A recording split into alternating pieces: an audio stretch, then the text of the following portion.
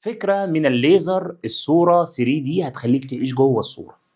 ايه بقى التصوير المجسم وايه الشغل بتاعه؟ سيبك من السؤال وتعالى نشرح بقى بسرعة كده ازاي بتتكون الصورة المجسمة. لو احنا عندنا لا التفاحة دي مش حلوة. لو احنا عندنا تفاحة وعليها ألوان مختلفة، ممكن يكون مثلا في جزء أخضر وجزء مثلا أصفر، يبقى عليها ألوان مختلفة. فاحنا عايزين نصورها تصوير مجسم. بنعمل ايه؟ بنجيب جهاز بيطلع ليزر، كأن ده مثلا مصدر ليزر، فبيطلع أشعة ليزر، وأشعة الليزر بتكون أشعة مترابطة، يعني لها نفس الطور ونفس الشدة، شبه في كل حاجة. بعد كده بنجيب حاجة اسمها مقسم للشعاع،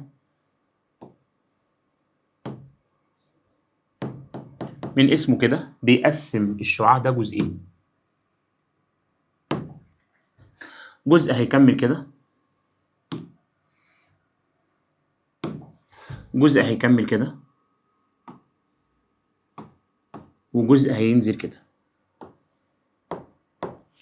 الأشعة دي برضو مترابطة، والأشعة دي برضو مترابطة.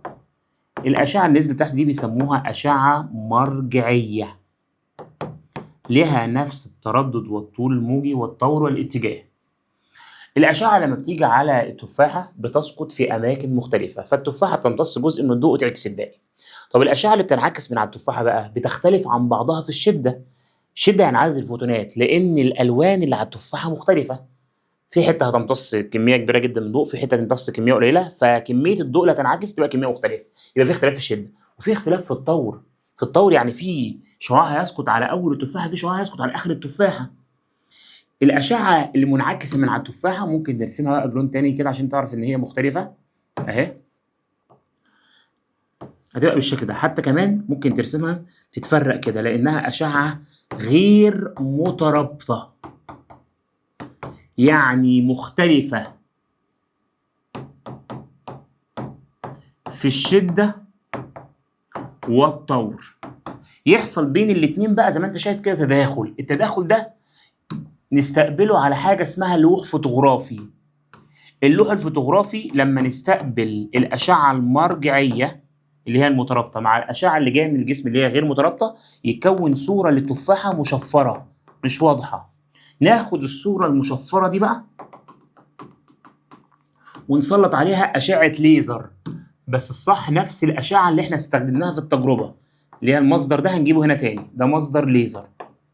فأشعة الليزر تعدي من التفاحة وتكون لي صورة للتفاحة 3D في الفراغ.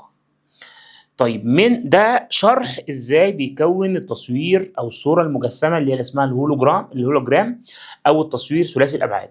بيقول لي اي من الاشعه التاليه في عمليه تصوير ثلاثي الابعاد يوجد اختلاف في الطور بين فوتوناته. هل الشعاع الصادر من المصدر الضوئي؟ لا طبعا، لان الشعاع اللي صادر من المصدر الضوئي ده ليزر، والاشعه بتاعت الليزر مترابطه. هل الشعاع الصادر من المصدر الضوئي ويسقط على الجسم؟ برضو لا، لان اللي سقط على الجسم اللي عدى من المقسم ده برضو اشعه مترابطه. هل الشعاع المنعكس من المرآة لو دي مرآة؟ لا طبعا، الاشعه المنعكسه من على المرآة برضو اشعه مترابطه.